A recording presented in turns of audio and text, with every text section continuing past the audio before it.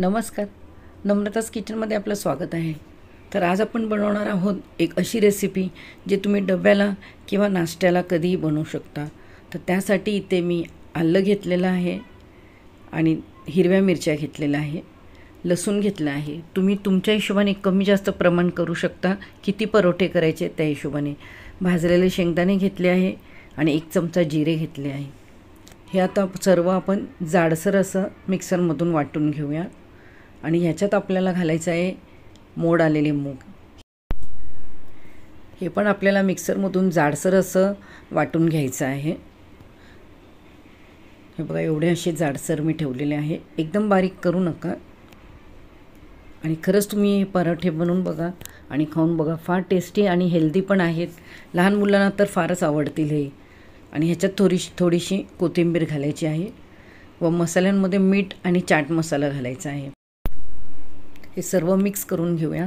तुम्हाला जर याच्यात दुसरे काही मसाले घालायचे असतील, मिरची पावडर किंवा गरम मसाला, तर तुम्ही घालू शकता.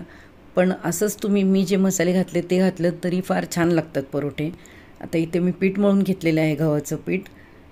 ह्याला आपण लाटून घेऊया व ह्याच्यात आपण जो मसाला बनवलेला आहे मुगाचा तो भरायचा आहे. तुम्ही कुठलाही आकार देऊ शकता, चौकोन, त्रिकोण कसंही बनवू शकता. सारण असं सर्व भरून घ्यायचं आहे आणि ह्याचे परोठे लाटून घ्यायचे आहे आपल्याला. आणि हे परोठे तुम्ही दही, लोणचं, चटणी कशासोबतही खाऊ शकता. आणि काही नसेल तर नुसतं परोठा पण खाऊ शकता. मी इथे बटर पेपर घेतलेला आहे, कारण आपण जे परोठ्यात सारण भरलेलं आहे, पोळी जर लाटताना पोळपीठाला चिटकली तर सर्व सारण बाहेर येऊन जाईल.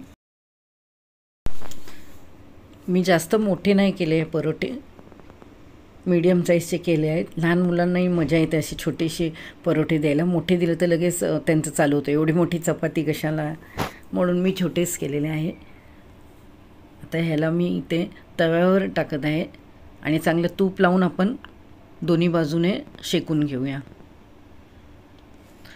छान मस्त अशी क्रिस्पी परोठे तयार होतात आपले. तुम्हाला जरी रेसिपी आवडली तर मला कमेंट करून सांगा व आपला चॅनल नम्रताच किचन ह्याला लाईक, शेअर, सबस्क्राईब करा. व छान आपले परोठे तयार झालेले आहेत. असेच बाकीचेही करून घेते मी. सारण छान असं आतमध्ये पसरलेलं आहे. आता तुम्ही दही किंवा लोणचं कशासोबतही याचा स्वाद घ्या.